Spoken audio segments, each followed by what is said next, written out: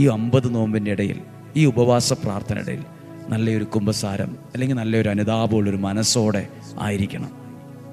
ഇന്നുവരെ ചെയ്ത എല്ലാ തെറ്റുകൾ, കുറ്റങ്ങൾ, കുറവുകൾ, പാപങ്ങൾ ദൈവമേ പരിഹരിക്കണമേ എന്ന്, എൻ്റെ പാപങ്ങളുടെ കറകളും ചുളിവും കരിയും എല്ലാം എൻ്റെ ജീവിതത്തിൽ നിന്ന് മായ്ച്ചു കളയണം. അത്രയും അനുതാപത്തോടെ ഇനിയുള്ള 3 ദിവസം പ്രാർത്ഥിക്കണം. ഇനിയുള്ള 3 ദിവസം അനുതാപത്തോടെ പ്രാർത്ഥിക്കണം.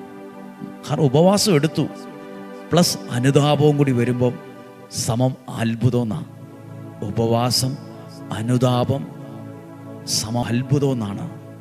ദൈവം അനുഗ്രഹിക്കും. ചേതോഹരമായ ഒരു അനുഗ്രഹം നിനക്ക് തരാൻ ഒരുപക്ഷെ അത് വീടായിരിക്കും, ഒരുപക്ഷെ തലമുറയായിരിക്കും, ജോലിയായിരിക്കും, സന്തോഷ സമാധാനമായിരിക്കും, ഐക്യമായിരിക്കും, വഴക്കുകൾ മാറുന്നതായിരിക്കും, പ്രശ്നങ്ങൾ മാറുന്നതായിരിക്കും. ഞാൻ വിശ്വസിക്കുവാണ് ഈ 10 ദിവസം കഴിയുമ്പോൾ അത്ഭുതം നടന്നു എന്ന് പറയാൻ ഇടവരണം. അനുഗ്രഹം അനുഭവിക്കുന്നു എന്ന് പറയാൻ ഇടവരണം. അങ്ങനെ പറയാനും പ്രഘോഷിക്കാനും സാക്ഷിയാകാനും ഇടവരത്തക്ക വിധം ജനത്തെ അനുഗ്രഹിക്കുന്ന